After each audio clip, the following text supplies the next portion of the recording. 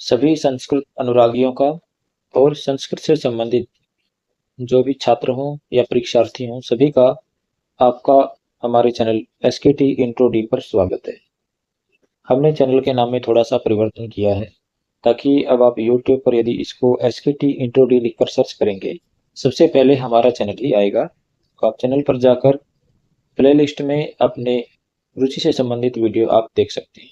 जिस भी टॉपिक पर आपको वीडियो देखना है या जिस भी टॉपिक को आपको कवर करना है, उससे संबंधित आप वीडियो हमारे यूट्यूब चैनल पर जाकर देख सकते हैं। एक ज्योतिष विषय को छोड़कर बाकी सभी टॉपिक्स पर हमने वीडियो बनाकर डाले हुए हैं और अब हम सबको रीमॉडिफाई करने की कोशिश कर रहे हैं ताकि उनमें जो कुछ कमी थी वो दूर हो जाए। तो आप जिस भी परीक्षा की तैयारी कर रहे हो, चाहे आप एस्टेट की तैयारी कर रहे हो या फिर कोई अन्य टेट हो या फिर आप नेट की तैयारी कर रहे हो या फिर आप दूसरा कोई एग्जाम टीचर की टीचिंग रिलेटेड कोई एग्जाम हो, जैसे टीजीटी हो गया, पीजीटी हो गया या असिस्टेंट प्रोफेसर हो गया, इनसे भी अलग यदि आप संस्कृत से रिलेटेड कोई भी कोर्स कर रहे हो, जैसे विशारद कर रहे हो, शास्त्री कर रहे हो, एमए कर रहे हो, आचार्य कर रहे हो, तो सभी में हमारे द्वारा जो ये कंटेंट उपलब्ध करवाया गया है वो सभी में हेल्पफुल रहेगा, बहुत लाभदायक रहेगा। आपकी नॉलेज भी बढ़ाने में सहायता करेगा और आपकी परीक्षाओं में भी अच्छा प्रदर्शन करने में सहायता करेगा। तो हमारे साथ जुड़ें और अपने फ्रेंड्स के साथ भी जो संस्कृत से संबंधित किसी भी प्रकार की तैयारी कर रहा है या वैसे भी जो संस्कृत से संबंधित नॉलेज प्राप्त करना चाहता है, उसे भी हमारे साथ जुड़ने के लिए इनवाइट करें और चैनल को ज़्यादा से ज़्यादा शेयर करें। सभी को नमस्कार। जैसा कि आपको स्क्रीन पे दिखाई दे रहा है, आज फिर हम जो है एस्टेट का एक पेपर सॉल्व करेंगे। ये है 2023 का संस्कृत का पीजीटी लेवल 3 का। ठीक है, आपको पता ही होगा कि आयोग ने जो अभी एक स्टेटमेंट जारी किया है कि हम जुलाई में जो है वो एस्टेट करवाएंगे। जो 2024 में एस्टेट नहीं हुआ है, आगे किसी न किसी कारण से उसकी डेट आगे चलती गई, तो अब ये जुलाई में आयोग कह रहा है कि हम एस्टेट करवाएंगे। तो ये जो हम पेपर सॉल्व करेंगे ये भी आपके काफ़ी काम आ सकता है, क्योंकि आपने पीछे 2021 और 2022 के पेपर भी सॉल्व किए हैं, तो आपने देखा होगा उनमें से मतलब 20 to 30% जो प्रश्न है वो रिपीट होते हैं। तो आप यदि प्रीवियस ईयर पेपर सॉल्व करते हैं तो आप मान के चलिए आपका 25 से 30% जो सिलेबस कवर हो जाता है। तो चलिए शुरू करते हैं। यदि आपको वीडियो अच्छी लगती है तो अपने फ्रेंड्स के साथ शेयर किया करें, और यदि आप कोई सुझाव देना चाहते हैं तो कमेंट बॉक्स में आप सुझाव भी दे सकते हैं। बाकी आप हमारा टेलीग्राम चैनल भी ज्वाइन कर सकते हैं, हमने डिस्क्रिप्शन में लिंक दिया हुआ है। और हम जो केवल संस्कृत भाग जो हमारा है वही देखते हैं, बाकी जो जनरल भाग है वो आपको अपनी तरफ से स्वयं ही तैयार करना है किसी भी प्रकार से। आप चाहे यूट्यूब से तैयार करें या फिर आपका अपना कोई स्ट्रेटेजी है या अपना कोई आपका प्लान है तो उसके हिसाब से आप तैयारी करें। तो चलिए शुरू करते हैं। पहला प्रश्न है अध्यवसाय से सिद्ध्यत्वे को अलंकार, यानी अध्यवसाय के सिद्ध होने पर कौन सा अलंकार होता है। तो आपने ये लक्षण पढ़ा ही होगा, सिद्धत्वे अध्यवसायस्य अतिशयोक्तिर्निगद्यते। ये लक्षण है अतिशयोक्ति अलंकार का। तो जहाँ पर अध्यवसाय का सिद्धि हो जाती है वहां पर अतिशयोक्ति अलंकार होता है, यानी किसी बात को ज्यादा बढ़ा चढ़ाकर कहना। चलिए आगे चलते हैं। मनोलहरी इत्यस्य लेखकः अस्ति। मनोलहरी के लेखक कौन है। तो मनोलहरी किसने लिखी है, कलानाथ शास्त्री नहीं, इन्होंने नहीं लिखी। भट्ट मथुरानाथ शास्त्री हैं, इन्होंने कला मनोलहरी लिखी है, भट्ट मथुरानाथ शास्त्री जी ने। और पदम शास्त्री ने चाय शतकम ललितामृतम आदि जो ग्रंथ लिखे हैं।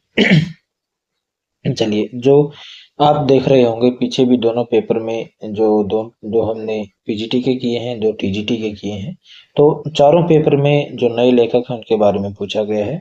यदि आपने नोट किया है तो हो सकता है ये प्रश्न रिपीट हो, तो आप उनको एक पेज पर लिख कर या अपने किसी नोट्स में उनको लिख कर रख सकते हैं ताकि आप रिविजन कर सके आसानी से। आगे है तैतरीय उपनिषद। उपनिषद है वेदो अस्ति। ये जो तैतरीय उपनिषद है वो कौन से वेद का उपनिषद है। तो ये तैतरीय उपनिषद कृष्ण यजुर्वेद की शाखा का है।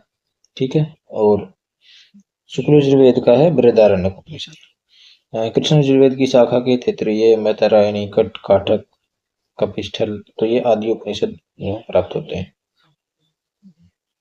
आगे चलते हैं। कठोपनिषद भी जो है वो कृष्ण यजुर्वेद में प्राप्त होता है, यमुना चिकेता का संवाद उसमें प्राप्त होता है। आगे है अपरितोषाद विदुषाम ने साधु मन्य प्रयोग विज्ञानम बलवदपि शिक्षितानाम आत्मनि अभृत्यम चेता। ये क्या कहता है कि जब तक विद्वान प्रमाणित नहीं करते थे तब तक भी जो मैं अपने आप का मैंने जो ये प्रयोग किया है उसको सही नहीं मानता। जो बलवान है, शिक्षित है, उसमें अपना विश्वास जो है वो रहता ही है, अविश्वास रहता है अपने कार्य के प्रति। तो ये कौन सा छंद है इसमें ये आपको बताना है। शार्दूल विक्रीडित छंद है, उपजाति छंद है, अनुष्टुप छंद है, आर्य छंद है। तो कौन सा छंद है ये आपको बताना है। शार्दूल विक्रीडित नहीं हो सकता, इसमें 19 वर्ण होते हैं, ठीक है, 4 चरण होते हैं, लेकिन इसमें तो 2 ही है। और उपजाति भी नहीं हो सकता, अनुष्टुप छंद भी नहीं हो सकता, तो बच गया कौन सा, आर्य। तो इसमें कौन सा छंद है, आर्य छंद। कौन सा छंद है, आर्य। चलिए, ये अभिज्ञान शाकुंतलम से लिया गया है पद्य जो कि है। आगे है कुमार संभवे मल्लीनाथ से टीका का। कुमार संभव पर मल्लीनाथ की टीका कौन सी है, तो कुमार संभव पर मल्लीनाथ की जो टीका है वो संजीवनी टीका है। वैसे तो ये सारी ही टीकाएं मल्लीनाथ की हैं, लेकिन संजीवनी टीका है जो कालिदास के जितने भी ग्रंथ हैं और जिन पर मल्लीनाथ ने टीका लिख रखी है वो सारे संजीवनी नाम से है। लोचन टीका जो है वो ध्वन्यालोक की है, ठीक है, ध्वन्यालोक की लोचन टीका है। सर्वम कशा जो टीका है वो किस पर है, वो शिशुपाल वध पर है। तो दीपिका टीका, ये दीपिका मल्लीनाथ की नहीं है शायद, आप इसको देख लीजिए। आगे चलते हैं रूप मतुप। मतुप में ऊपर चंद्र बिंदु लगा रखा, ये नहीं आएगा। तो मतुप, रूप प्लस मतुप तो क्या बनेगा, रूपवान बनेगा। तो रूपवान कौन सा दे रखा है, प्रश्न नंबर विकल्प नंबर 4 ये सही रहेगी। आगे है अधोलिखितेषु पंडित पद्म शास्त्री रचना नास्ति। नीचे दिए गए में पंडित पद्म शास्त्री की जो रचना नहीं है, कौन सी नहीं है, तो पद्म शास्त्री की रचना एक नहीं है, बाकी 3 है। तो कौन सी नहीं है, पद्मिनी। पद्मिनी नहीं है जी। पद्मिनी रचना किसकी है, आपने पिछली वीडियो देखी होगी तो उसमें आया है, आप कमेंट बॉक्स में लिखकर बताइए। लेनिनामृतम है, चाय शतकम है, लोकतंत्र विजय है। तो ये तीनों रचनाएं जो है पंडित पद्म शास्त्री की हैं। पद्मिनी नहीं है। पद्मिनी किसकी रचना है, आप कमेंट बॉक्स में लिखकर बताइए यदि आपने पिछले वीडियो देखे हैं।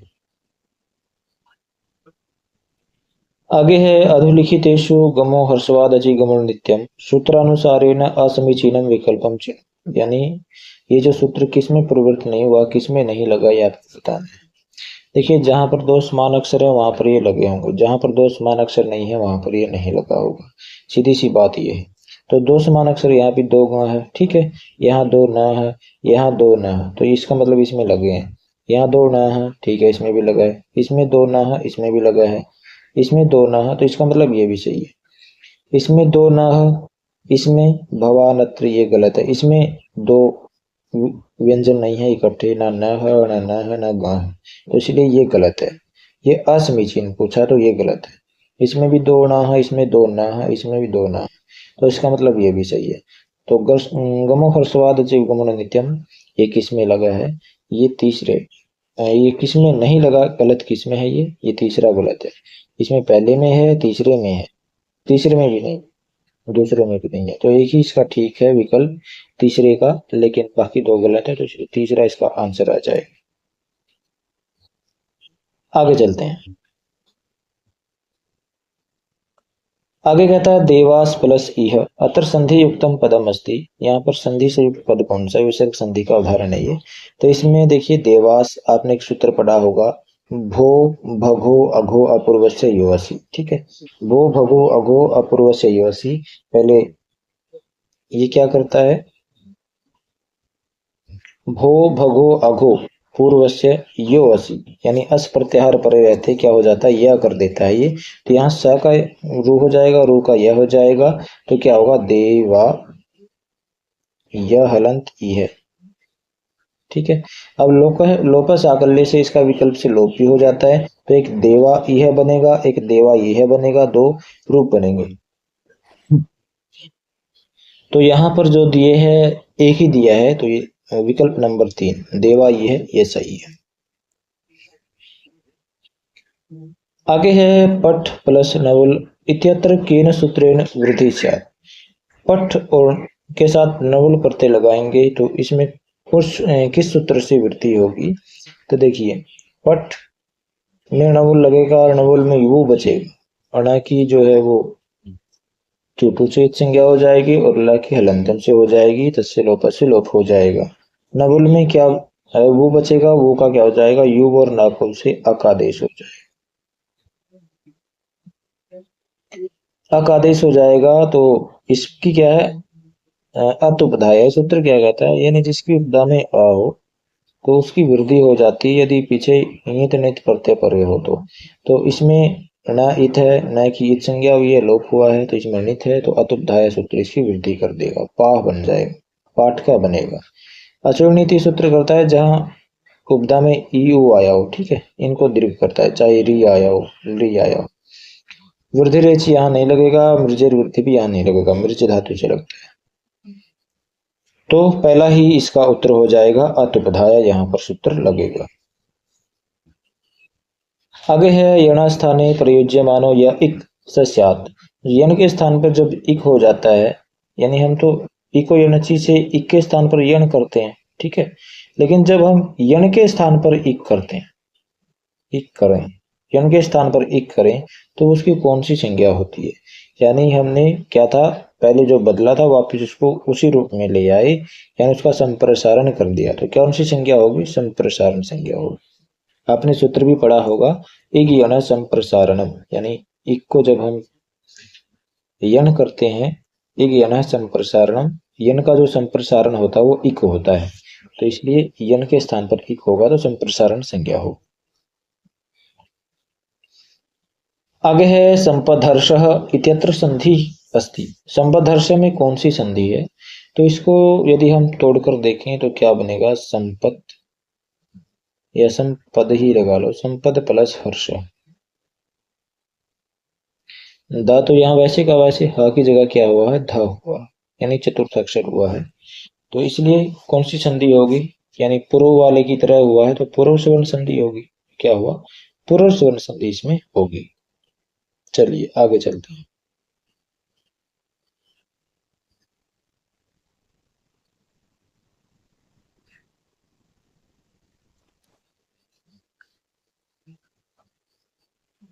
आगे है शिव केशव इत्यत्र शिव शब्दस्य पूर्व प्रयोगः केन सूत्रेण भवति। जहाँ यहाँ शिव और केशव जो आए हैं, इसमें शिव शब्द का पहले प्रयोग कैसे हुआ। आपने चार्थे द्वंद्व सूत्र पढ़ा होगा, यानी चा के अर्थ में द्वंद्व समास होता है। द्वंद्व मतलब जहां पर दोनों ही प्रधान होते हैं, यहाँ पर शिव और केशव दोनों ही प्रधान हैं, तो यहाँ पहले केशव क्यों नहीं आया, शिव क्यों आया, ये आपको बताना है। पहले द्वंद्व में घी सूत्र दिए, यानी द्वंद्व समास में जो घी संज्ञक होता है वो पहले आता है, यहाँ तो घी संज्ञा किसी की है ही नहीं, ठीक है। अल्पाचतरम, यानी जिसमें कम अच होते हैं, कम स्वर होते हैं, उसको वो पहले आता है, तो शिव में कम है, केशव में ज्यादा स्वर है, इसलिए शिव पहले आया, ये सही है। अजातिंतंतम, अज आदि अतंतम, यानी जिसके शुरू में अच स्वर हो वो पहले आता है, शुरू में अच नहीं है तो ये तो नहीं लगेगा। अभ्यरितम चाहिए भी, पूजित जो होता है वो पहले आता है, ये भी नहीं है यहाँ पर, तो क्या होगा, अल्पाचतरम ये सूत्र लगेगा, यानी जिसमें कम अच हैं वो पहले लगेगा, जिसमें ज्यादा अच है वो बाद में लिखा जाएगा, कहाँ पर, द्वंद्व समास में। तो विकल्प नंबर 2 इसका सही है। आगे है मति शब्दस्य चतुर्थी विभक्ति एक वचने रूपम स्यात्। मति शब्द का चतुर्थी विभक्ति एक वचन में क्या रूप बन जाएगा। तो चतुर्थी एक वचन में या तो मत्ते ही बनता है, ठीक है, मत्ते ही, या फिर बनता है मतये। तो ये दो रूप बनते हैं, कौन सा दिया है, मत्ते तो कहीं दिया नहीं, मतये दिया है, तो विकल्प नंबर 4 इसका सही है। आगे चलते हैं। शिवो अर्च्य अत्र संधि विच्छेदमस्ति, ये भी विसर्ग संधि का उदाहरण है। तो इसमें क्या होगा, शिवस प्लस अर्च्य। तो क्या है, कहाँ दिया है, विकल्प नंबर 2, शिवस प्लस अर्च्य शिवो अर्च्य बन जाए। चलिए आगे चलते हैं। आगे है सर्गधरा छंदसः आदौ गणः भवति। सर्गधरा छंद में पहला गण कौन सा होता है। तो आपने यदि सर्गधरा छंद का लक्षण याद किया है तो आपको पता ही होगा कि पहला गण कौन सा होता है। इसमें कितने गण होते हैं, 7 गण होते हैं। कौन से, 7 गण होते हैं। पहले मगण होता है, फिर रगण होता है, फिर नगण नहीं, फिर भगण होता है, फिर नगण होता है, फिर यगण होता है, फिर यगण होता है, फिर यगण होता है। तो ये 7 गण होते हैं। तो सबसे पहले कौन सा होता है, मगण होता है। कौन सा होता है, मगण। यमाता राजभान सलगा, यमाता रा, इसमें यानी तीनों जो अक्षरों में गुरु होते हैं, गुरु ऐसे, ठीक है। और सर्गधरा छंद को त्रिमुनि यतियुता भी बोला जाता है। क्यों बोला जाता है, क्योंकि इसमें प्रत्येक 7 वर्णों के बाद जो है वो यति होती है। यति मतलब ठहराव होता है, इसलिए इसको त्रिमुनि यतियुता भी बोला जाता है। चलिए आगे चलते हैं। ज्योतिषा आधृतम वेद रचना कालम कस्य आसीत्, यानी ज्योतिष के आधार पर किसने वेद की रचना का समय निश्चित किया है।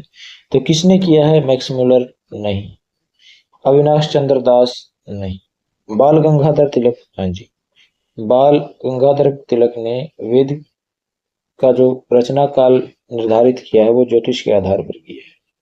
कृतिका, वसंत, संपात, नक्षत्र आदि के आधार पर।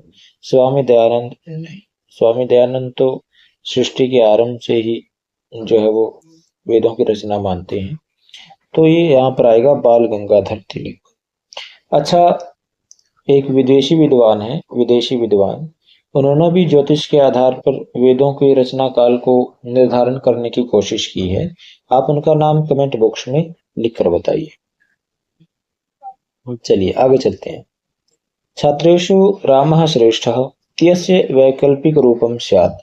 छात्रों में राम श्रेष्ठ है, इसका वैकल्पिक रूप क्या होगा। अब निर्धारण हो रहा है, यहाँ पर आपने सूत्र पढ़ा होगा, यतश्च निर्धारण, यतश्च निर्धारण, यानी जिनमें से निर्धारण किया जाए उसमें आप सप्तमी लगाइए, षष्ठी लगाइए, दोनों में से कोई भी लगा सकते हैं। यहाँ सप्तमी का प्रयोग तो हुआ है, तो आप षष्ठी बच गई, षष्ठी का प्रयोग भी कर सकते हैं। तो क्या होगा, छात्राणाम, छात्राणाम रामश्रेष्ठ, ऐसा भी आप लिख सकते हैं, विकल्प नंबर 2। यदि आपने हमारा कारक वीडियो नहीं देखा है, प्ले लिस्ट में जाकर आप उसको देख सकते हैं। वो आपके लिए काफी बेनिफिशियल रहेगा, क्योंकि एस्टेट में ज्यादातर व्याकरण से संबंधित प्रश्न ही पूछे गए हैं। आगे है, तवये दृष्टि कुरंगाक्ष्याः संसरस्ते मदन्व्यथा दृष्टानुदय भाजिन्दो ग्लानिकुमुद संहते। तो इत्यस्मिन् पद्ये को अलंकार है, इसमें बिंब प्रतिबिंब भाव दिया हुआ है, यानी मदन व्यथा का और गलानी कुमुद सहते चांदनी आदि का। तो इसमें बिंब प्रतिबिंब भाव जो दिया है, तो वहां कौन सा अलंकार होता है जहां पर बिंब प्रतिबिंब भाव होता है। तो वहां कौन सा अलंकार होता है, दृष्टांत अलंकार होता है। आगे है, परिकरणे संप्रदानम अन्यत्र स्याम।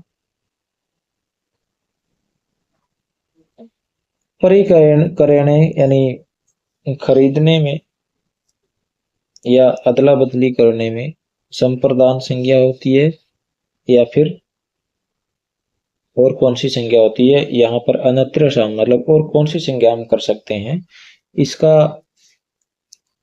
आपको बताना है। तो अन्यत्र श्याम मतलब यहाँ किसके लिए आया है, यह आया करण संज्ञा के लिए। यानी हम परिकरण में जो संप्रदान संज्ञा भी कर सकते हैं और करण संज्ञा भी कर सकते हैं। ये सूत्र कहता है परिकरण संप्रदानम अन्यत्र श्याम। आगे चलते हैं। आगे जो है, जगती जाति अंतर्गत एक छंद अस्ति। जगती जाति के अंतर्गत कौन सा छंद होता है। तो देखिए, जगती जाति के अंतर जगती में वर्ण कितने होते हैं? 48 वर्ण होते हैं। आपने यदि याद किया होगा ग उ अब पत्रीजा यानी जगती जगती में 48 वर्ण होते हैं। तो 48 वर्ण किसमें? द्रुत विलंबित छंद। द्रुत विलंबित माह न भव भर न भव भरो न नगण भ से भगण फिर भगन और फिर रगण। तो ये चार गण हो गए, 4 तिया 12। ठीक है। एक जो चरण है उसमें 12 अक्षर हो गए। तो 4 चरण होते हैं द्रुत विलंबित छंद में, तो 12 चौका 48। इसमें भी 48 अक्षर हैं और जगती में भी 48 अक्षर हैं। तो यहाँ पर यह जो इसके समानांतर कौन सा छंद है? द्रुत विलंबित। उक्ता वसंत तिलका तभजा जगऊगा तभ ज तभजा जगऊ ज गौ ग। 3 4 तो गण हो गए, 2 गुरु हो गए, यानी इसमें 14 अक्षर होते हैं। ये समानांतर नहीं है। इंद्र वज्रा शाद इंद्र वज्रा यदि तौ जगौ ग। तौ यानी 2 तगण होते हैं। जगौ जगण और फिर यदि तौ जगौ ग। 2 गुरु होते हैं, जगण होता है, यानी इसमें 11 अक्षर होते हैं। इसमें 11 चौक 44 ही अक्षर बनेंगे। ठीक है। आगे मालिनी न न माया युतेयम मालिनी भोगी लोकै न न म य न न माया युतेयम मालिनी भोगी लोकै। ठीक है। ये मालिनी में 15 अक्षर होते हैं शायद। एक बच गया न माया न न न न माया य। हाँ, एक यगण और बच गया। ठीक है। तो 2 यगण होते हैं, 2 नगण होते हैं, मगन होता है। इसमें 15 वर्ण होते हैं प्रत्येक चरण में। तो इसमें 60 वर्ण हो जाएंगे। तो ये भी इसके समानांतर नहीं है। तो इसकी जाति का कौन सा छंद है? द्रुत विलंबित छंद है। चलिए आगे चलते हैं। मातुः निलीयते कृष्णः इत्यत्र रेखांकित पदे केन सूत्रेण विभक्ति स्यात्। माता से कृष्ण छिपता है, तो जिससे छिपा जाए तो उसमें क्या होती है? षष्ठी विभक्ति का हम प्रयोग करते हैं, पंचमी पंचमी का प्रयोग हम करते हैं। तो अंतर्धौ ये ना दर्शनम इच्छति, तो ये सूत्र कहता है कि वह जिससे छिपा जाए तो उसमें हम पंचमी का प्रयोग करेंगे, जिससे छिपा जाता है। तो यहाँ माता से छिपा गया है, तो माता में क्या होगी? पंचमी का प्रयोग। चलिए आगे चलते हैं। आगे है तस्मात् प्लस ऋकारात् अत्र संधि युक्तम पदम अस्ति। यहाँ से संधि में से युक्त पद कौन सा है? तो तस्मात् ऋकारात् तस्मात् ऋकारात् तस्मात् ऋकारात्। चलिए सूत्र क्या कहता है? यहाँ पर हम तोरली नहीं लगा सकते, यानी तो के बाद ल हो, तवर के बाद ल हो तो इसका क्या हो जाता है? परसवर्ण आदेश हो जाता है। लेकिन यहाँ ल नहीं है, लृ है। लृ की गिनती स्वर में होती है, इसलिए हम इसको व्यंजन मानकर इसके जो निमित्त कार्य होते हैं वो नहीं होंगे। तो क्या होगा? ये पहला गलत है, ये भी गलत है। अच्छा, ये दूसरा, यहाँ तस्मात् लिकारात ये कर सकते हैं, लेकिन ये भी नहीं कर सकते, क्योंकि विरामो अवसानम सूत्र एक आता है, वो ता को दा कर देता है। या फिर खरीचा सूत्र भी एक आता है, खरीचा, ये भी ता को दा कर देता है। तो क्या होगा? तस्मात् लिकारात। विरामावसानम तो होता है कि बाद में कोई वर्ण ही ना रहे, यहाँ तो बाद में वर्ण है, तो खरीचा सूत्र लगेगा। यहाँ पर खरीचा सूत्र क्या कर देगा? ता को दा कर देगा, इसलिए तस्मात् विकारात ये विकल्प सही है, विकल्प नंबर 4। चलिए आगे चलते हैं। सेव धातो हो लोट लकार उत्तम पुरुष एक वचने किम रूपम स्यात्। सेव धातु का लोट लकार उत्तम पुरुष एक वचन में क्या रूप होगा? तो उत्तम पुरुष एक वचन में सेव धातु आत्मनेपद है, तो इसमें क्या है? डबल मात्रा चलती है। डबल मात्रा किसमें लगी है? सबसे लास्ट में, तो एक ही में लगी है, ये लगी। यदि मान लो मध्यम पुरुष पूछा होता तो क्या होता? वही होता पीछे। और बहुवचन पूछा तो मही होता। यदि एक वचन में तो एक की मात्रा आएगी, सेवई। अगर द्विवचन पूछता, सेवा वही। बहुवचन पूछता, सेवा मही, लोट लकार में। ठीक है। पीछे जो है डबल मात्रा आ जाती है उत्तम पुरुष। चलिए, बाकी आपको यदि याद है तो कोई समस्या नहीं।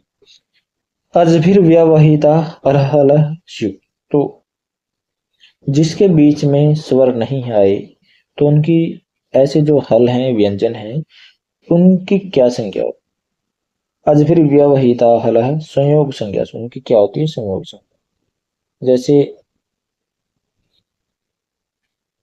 धिक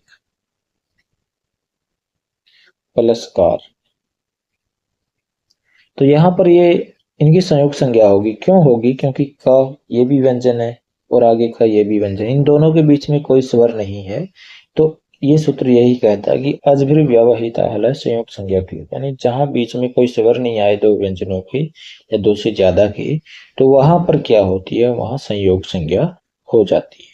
तो यहाँ धिक्कारा जो बनेगा वो संयोग संज्ञा से। चलिए आगे चलते हैं। अधोलिखितेषु असमीचीनम विकल्पम चिन्वन्तु, नीचे जो दिए गए हैं इनमें से जो गलत विकल्प है उसको चुनिए। वर्गाणाम प्रथम तृतीय पंचमा यणश्च अल्प प्राण, वर्गों के पहले तीसरे और पंचम वर्ण जो होते हैं वो अल्प प्राण होते हैं, ये बिल्कुल सही है। बिल्कुल सही है ये। आगे खरो विवारः संवारा अघोषाश्च, जो खर प्रत्याहार में जो वर्ण आते हैं वो विवार, संवार और आघोष होते हैं, ये गलत। क्यों?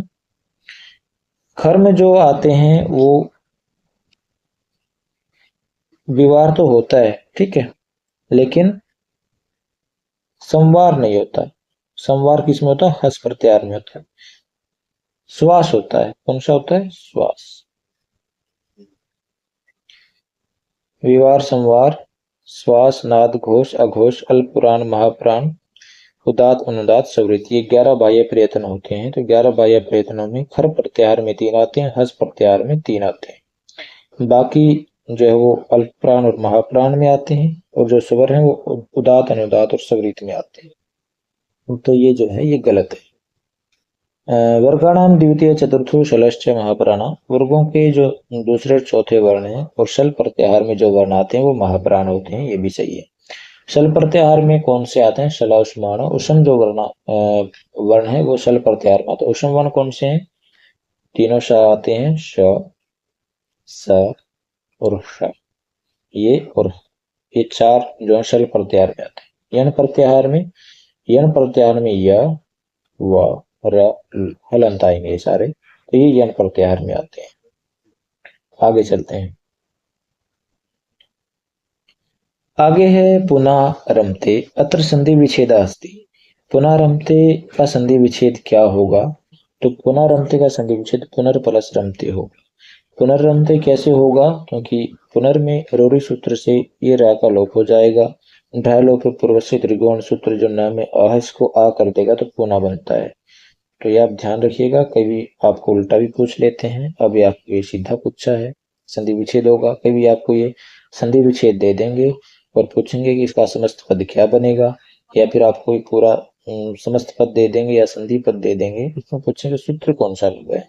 तो इसमें 2 सूत्र लगे हैं, रोरी सूत्र लगा है और ढ लोप पूर्व से दीर्घो अण सूत्र, ये भी आप ध्यान रखिएगा।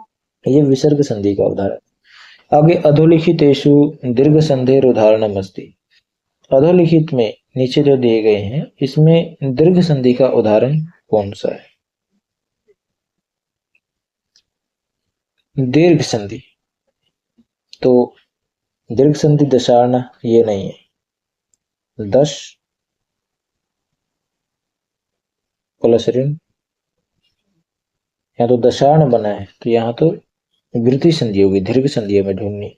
ऋणाणम, ऋण प्लस प्लस ऋणम, ये भी वृद्धि संधि होगी। भूर्धव, इसको यदि हम तोड़ेंगे भू प्लस ऊर्ध्व, ये इसका विकल्प विग्रह बनेगा। तो ये ऊ के साथ होगा मेल होकर भूर्ध्व बना है, ये दीर्घ संधि है, ठीक है। वसनारणम भी नहीं होगा, वसन प्लस ऋणम ये भी वृद्धि संधि का उदाहरण है। तो यहाँ पर भूर्ध्वम जो है वो सही विकल्प है, आप इसको टिक कर सकते हैं। आगे चलते हैं।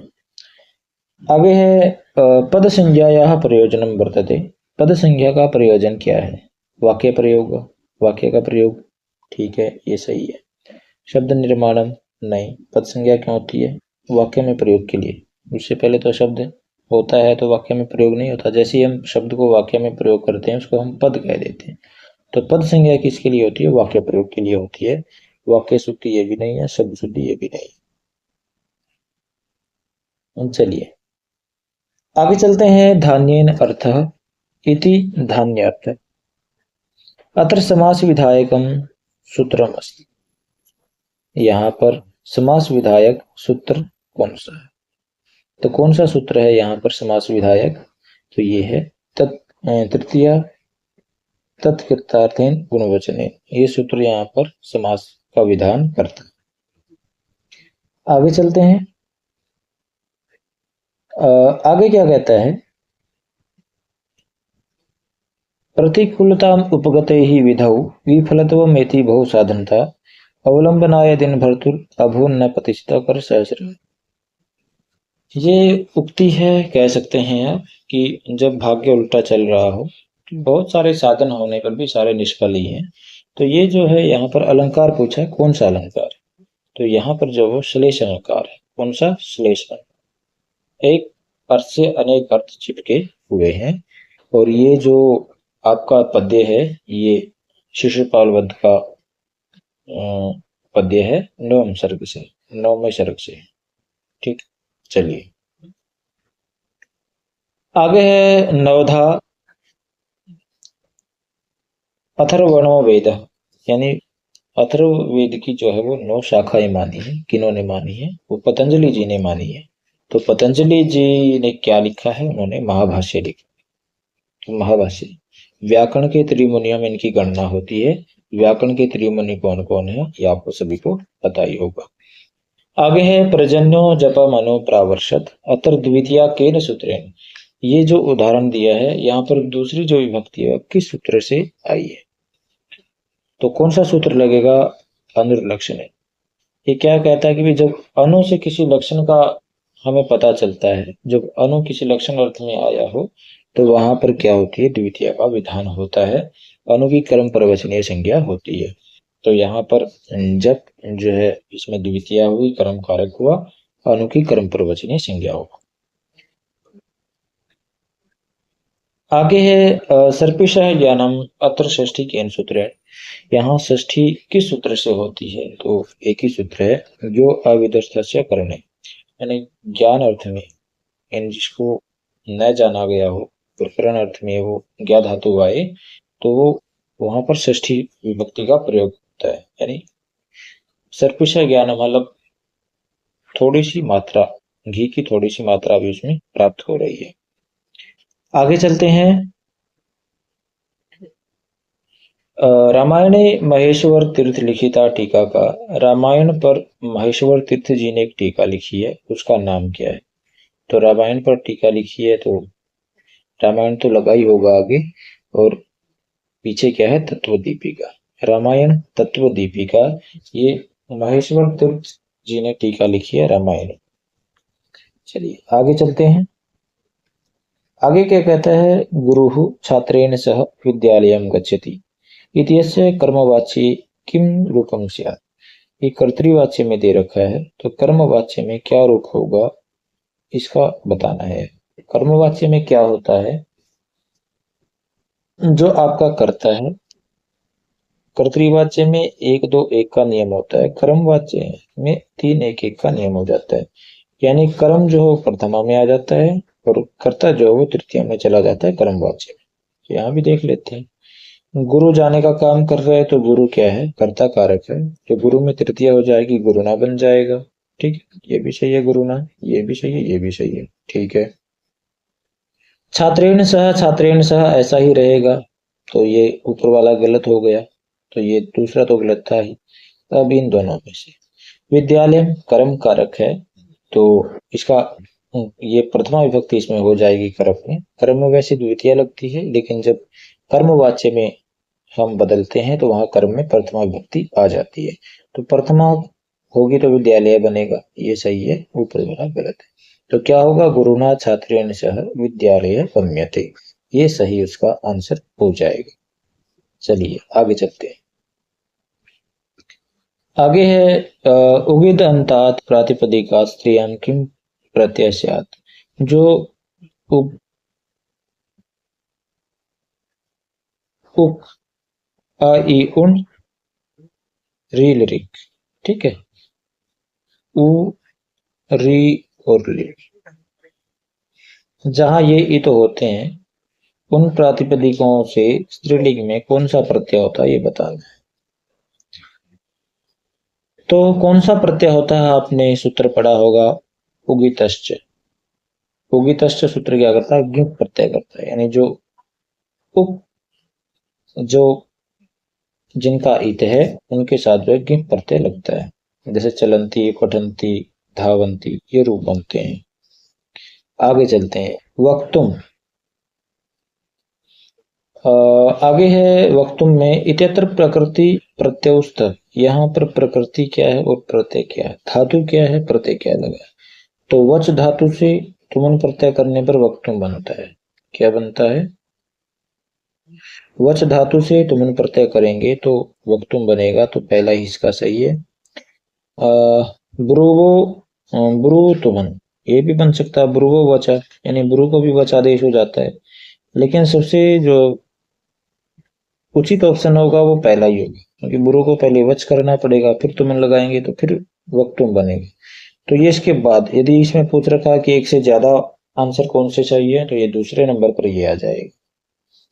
बाकी कथ का नहीं हो सकता, वध का तो वक्तुम बनेगा, कथ का कथितुम बनेगा, ये गलत है। दोनों ये हो सकते हैं, लेकिन इनमें भी सबसे ज्यादा सही वच प्लस तुमन होगा, वक्त। चलिए आगे चलते हैं। आगे क्या कहता है, वृत्त्यर्थ बोधकम वाक्यम। किसी भी वृत्ति का अर्थ जो बताए वाक्य वो क्या कहलाता है, वो विग्रह कहलाता है, ठीक है। विग्रह करके हम देखते हैं तो वृत्ति का अर्थ हमें पता चल जाता है। चलो ये विग्रह आएगा इसका। आगे पंचानाम कुमारी नाम समाहार इति। तो 5 कुमारियों का समाहार क्या कहलाएगा, पंच कुमारी।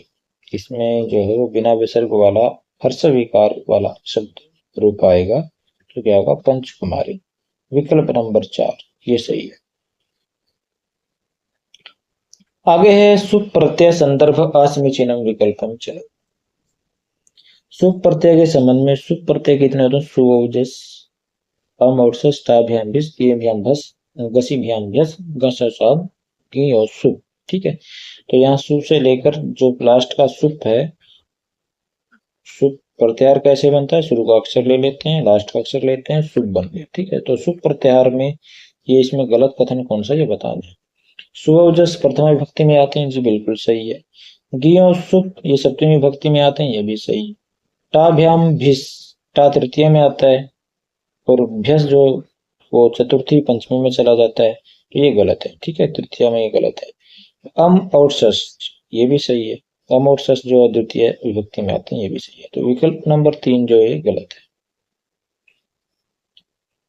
आगे है अधोलिखितेषु समीपार्थे अविभाव समासनास्तु। तो जो नीचे दिए गए हैं वो समीप के अर्थ में अविभाव समास किसमें नहीं है, ये आपको बताना है। तो कृष्ण से समीपम कृष्णम, ये तो समीप के अर्थ में है, ठीक है।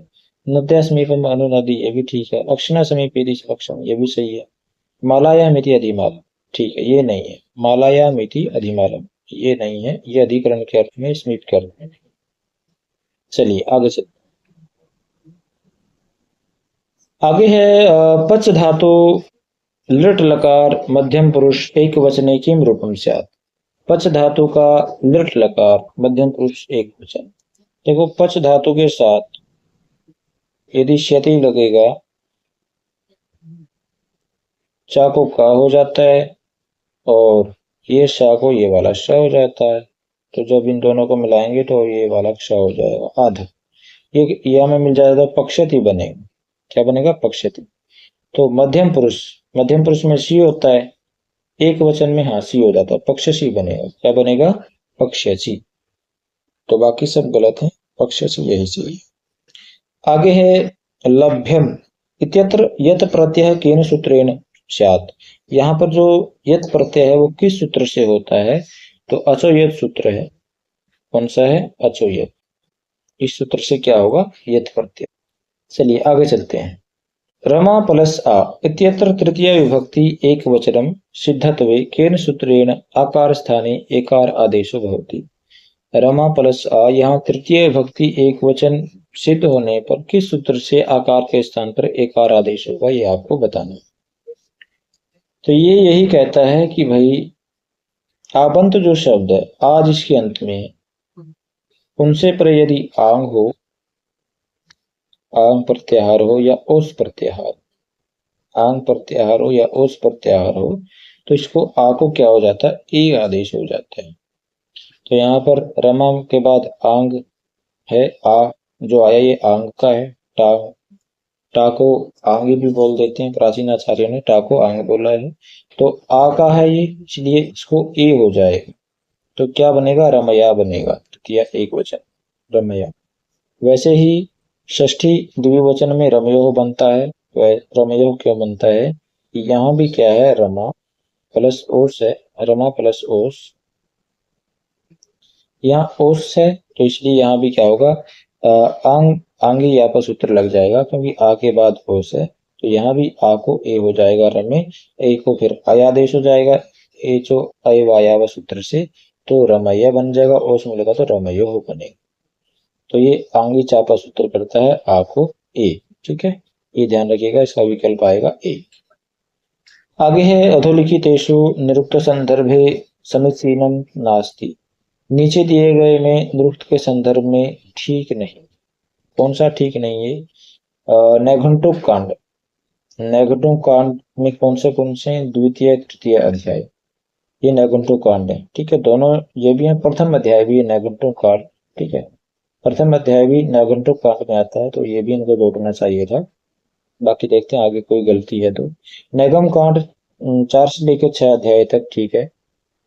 दैवट कांड वो 7 से लेकर 12 अध्याय तक, ये भी निरुक्तम द्वादश प्रभेदम, निरुक्त के 12 भेद जो दुर्गाचार्य ने कहे, नहीं ये गलत है। दुर्गाचार्य ने ऋजवर्त वृत्ति नामक एक टीका लिखी है निरुक्त पर, तो ये इसका ये गलत है विकल्प है। बाकी पहला भी इसका गलत हो सकता है, क्यों, क्योंकि पूरी तरह से ये सही नहीं है। पहला में जो द्वितीय और तृतीय अध्याय दिए हैं, तो प्रथम अध्याय भी इसमें आएगा। चलिए, बाकी इसका सबसे ज्यादा गलत है चौथा, विकल्प नंबर 4। आगे है ब्राह्मणों से मुखमासीद बाहु राजन्य कृतः उरु तदस्य तद्वैश्य पदभ्याम शूद्रो अजायत। मंत्रोऽयं कस्मिन् सूक्ते अस्ति। ये जो मंत्र है किस सूक्त में, ये पुरुष सूक्त में आया है, पुरुष सूक्त, ये 10वें का 90वां जो वो सूक्त है, 10वें मंडल का 90वां, 10वें अध्याय का 90वां जो सूक्त है, ये उसमें आता है पुरुष सूक्त। पुरुष सूक्त के ऋषि कौन है, आप कमेंट बॉक्स में लिख सकते हैं। अधोलिखितेषु महाभारतस्य वन पर्वणि नास्ति। नीचे दिए गए में महाभारत के जो वन पर्व में कौन सा आख्यान नहीं है, ये आपको बताना। शकुंतलापाख्यान, शकुंतलापाख्यान जो आदि पर्व है, किसमें है, आदि, तो यही गलत हो गया पहले ही। मत्स्योपाख्यान वन पर्व में है, रामोपाख्यान भी है, नलोपाख्यान भी, बाकी तीनों जो ये वन पर्व में है, लेकिन जो शकुंतल उपाख्यान है ये उसमें है आदि पर्व, तो ये विकल्प आ जाएगा इसका आंसर। आगे है अधोलिखितेषु मृच्छकटिकस्य कस्मिन् अंके दुर्दिनस्य वर्णनमस्ति। मृच्छकटिक किसकी रचना है, शूद्रक की रचना है। इस पर एक फिल्म भी बनी है, क्या नाम है उसका, उत्सव। ये भी आप ध्यान रखिएगा, कई बार पूछ लेते हैं पेपर में। मृच्छकटिकम पर एक फिल्म बनी है उत्सव, और ये शूद्रक की रचना है, और ये क्या है, प्रकरण ग्रंथ है। इसमें 10 अंक हैं, तो इसमें जो दुर्दिन इसका एक पात्र है, तो उसका वर्णन कौन से अंक में है आपको बताना। तो कौन से अंक में है दुर्दिन का वर्णन, पहले में है, चौथे में है, 7वें में है, 5वां सबसे लास्ट में दे दिया, 5वें में ये दुर्दिन का वर्णन किसमें है, 5वें में, पंचम। आगे चलते हैं। आगे है उपपद विभक्ते कारक विभक्ति ही बलीयसी इत्यस्य उदाहरणम अस्ति। उपपद विभक्ति से कारक विभक्ति बलवान होती है, इसका उदाहरण क्या है। उपपद विभक्ति क्या होती है कि जब किसी शब्द या पद की वजह से कोई विभक्ति का प्रयोग किया जाता है, वो उपपद विभक्ति होती है। और कारक विभक्ति यानी जब सामान्य कारक की वजह से कोई भी विभक्ति का प्रयोग किया जाता है तो कारक विभक्ति होती है। तो जब दोनों ही की प्राप्ति हो रही हो तो वहां पर जो है कारक विभक्ति बलवान मानी जाती है, वो सबसे ज्यादा शुद्ध मानी जाती है। इसमें तो कोई पद आया नहीं है उपपद, जिसकी वजह से यहाँ पर दूसरी विभक्ति आती है, तो शुद्ध कारक विभक्ति का उदाहरण है, तो ये सही है। नमस्करोति देवान, यहाँ पर ये दूसरा जो विकल्प है ये इसका ऑप्शन आएगा। क्यों? क्योंकि नमः के साथ जो है वो चतुर्थी का प्रयोग होता है, नमः के साथ हमेशा चतुर्थी विभक्ति का प्रयोग होता है। लेकिन यहाँ जब नमः के साथ धातु रूप चला दिया, नमस्करोति बना दिया, क्रिया रूप चला दी, तो यहाँ पर क्या होगा फिर? यहाँ पर ये कारक विभक्ति बलवान मानी जाएगी, ये कारक विभक्ति हो गई यहाँ पर, इसलिए क्या होगा, ये विकल्प सही है। नमस्करोति देवा ये सही है। बाकी वाक्य सारे ही शुद्ध हैं, लेकिन उपपद विभक्ति और कारक विभक्ति दोनों की तुलना करके जहां कारक विभक्ति को बलवान बताया गया हो, आपको वो उदाहरण बताना था। तो इसमें उपपद दिया है नम, पद दिया है नमा, नमा के साथ चतुर्थी आनी चाहिए, लेकिन यहाँ हुई है द्वितीय। क्यों हुई है? क्योंकि ये कारक विभक्ति की वजह से हुई है। नमस्करोति जो शब्द धातु रूप चला दिया है, इस वजह से यहाँ पर द्वितीय हुई है। तो ये इसका सबसे उपयुक्त उदाहरण है, बाकी वाक्य सारे ठीक। चलिए आगे चलते हैं। आगे क्या कह रहा है? चर्मणि द्वीपिनम हंति इति उदाहरणम कस्य सूत्रस्य स्यात्। ये जो उदाहरण है वो किस सूत्र का है? चर्मणि द्वीपिनम हंति, चमड़े के लिए बाघ को मारता है। तो कोई निमित्त है, निमित्त के लिए कोई कर्म किया जाता है तो वहां जो है वो सप्तमी विभक्ति का प्रयोग होता है। यह निमित्तात् कर्म योग। दंतोर ये कारिका भी आती है, चर्मणि द्वीपिनम हंति दंतोर हंति कुंजरम, ऐसी कुछ कारिका आप इसको भी पढ़ सकते। चलिए यहाँ पर आगे है साधु साधु का प्रयोग नहीं हुआ है, ये गलत है। षष्ठी च अनादर, यहाँ किसी का अनादर नहीं हुआ, ये भी गलत है। यतश्च निर्धारणम, यहाँ किसी का निर्धारण भी नहीं किया है, ये भी गलत है। चलो आगे चलते हैं। आगे है पुरूर्वा उर्वशी संवाद। संवाद सूक्तस्य संख्या संकेत अस्ति। पुरूर्वा उर्वशी जो संवाद सूक्त है उसकी संख्या क्या है ये आपको बताना है। तो 10 का 10 यम यमी संवाद है, 10 का 95, 10 का 95, जो ये क्या है? पुरूर्वा उर्वशी संवाद सूक्त है, यानी 10वें मंडल का 95वां सूक्त है। 10वां का 108 जो है वो किसका है? शर्मा पणी का है। और 3 का 33 जो है विश्वामित्र नदी संवाद। चलिए आगे चलते हैं।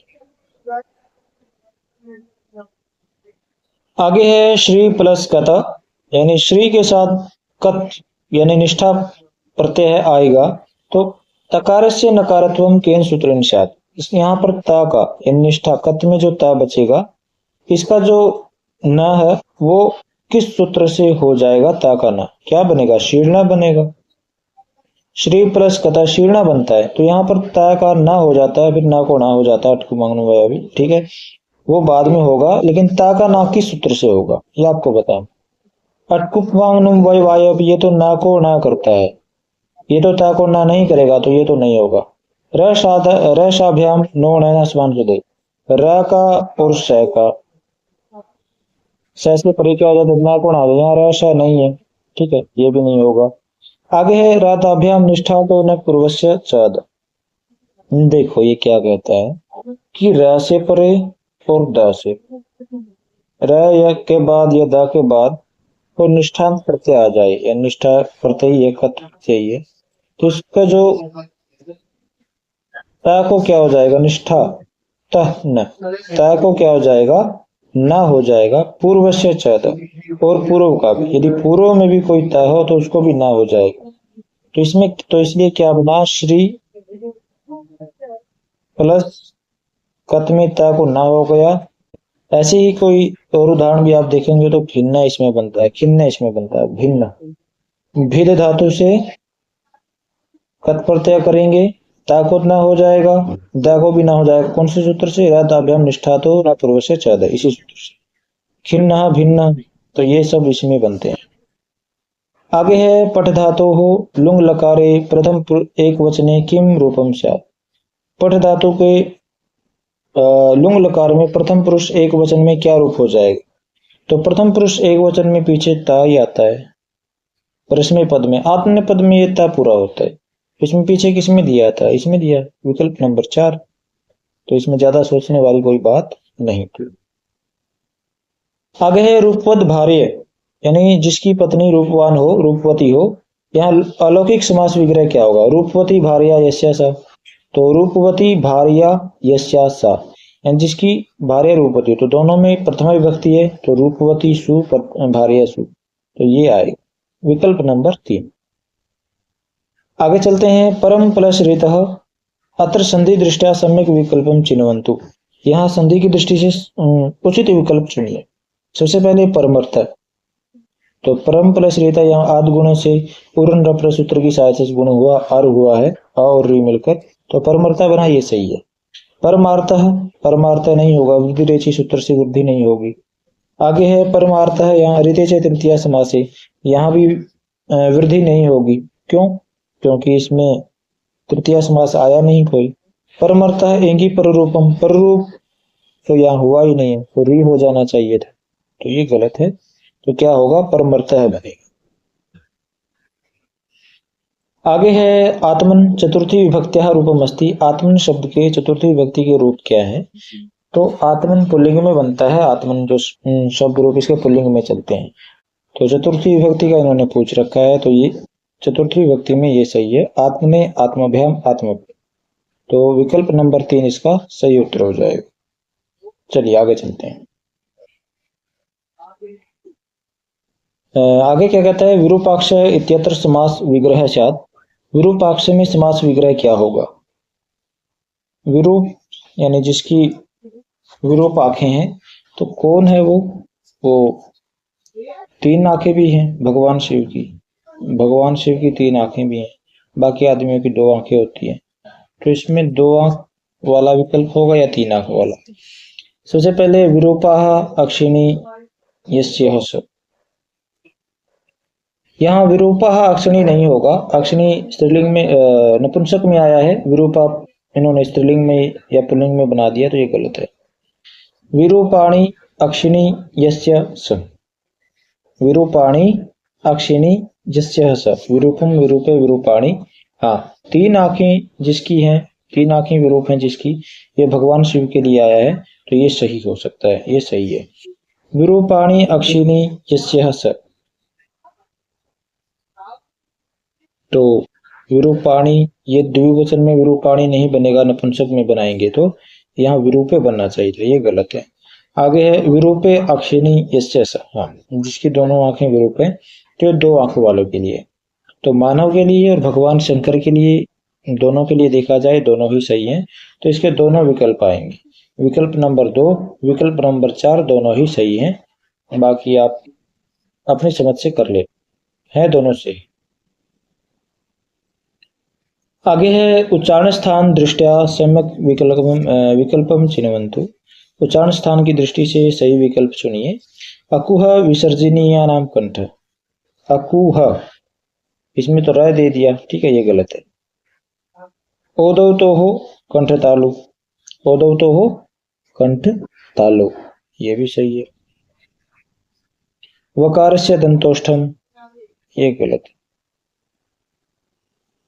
लृतु लसा नाम दंताः, यहाँ दंता के पीछे विसर्ग नहीं लगाया, बाकी तो ये भी सही है, अगर विसर्ग लगा देते तो ज्यादा सही होगा, तो ज्यादा सही कौन सा है, विकल्प नंबर 2, आप इसको ही लगाइए। चलिए आगे चलते हैं। रमा प्लस गी इति अवस्थायां गेराम नदयामनीभ्य इति सूत्रेण गे स्थाने किम स्यात्। ये क्या कहता है सूत्र भी, गे को क्या हो जाता है, आम हो जाता है। कब, जब जिसकी नदी संज्ञा हो, जिसकी नदी संज्ञा हुई हो वहां गे के स्थान पर आम हो जाता है, तो नदी संज्ञा होती है, रमा की स्त्रीलिंग शब्द है, युस्त्रियाख्यो नदी सूत्र से, तो इसकी नदी संज्ञा हुई, इससे पर गी आया, गी को क्या हो जाता है, आम हो जाता है, गे नहीं गी, गी को आम हो गया, तो रमा प्लस आम बन गया, तो रमायाम बनेगा सप्तमी एक वचन में, तो इसमें क्या हो जाता है, आम करता है। तो ये था हमारा आज का पेपर, मुझे आशा है आपको कुछ से कुछ ना कुछ बेनिफिट अवश्य हुआ होगा, यदि आपने इसको पूरा देखा है तो। चलिए मिलते हैं अगले वीडियो में। थैंक यू, धन्यवाद।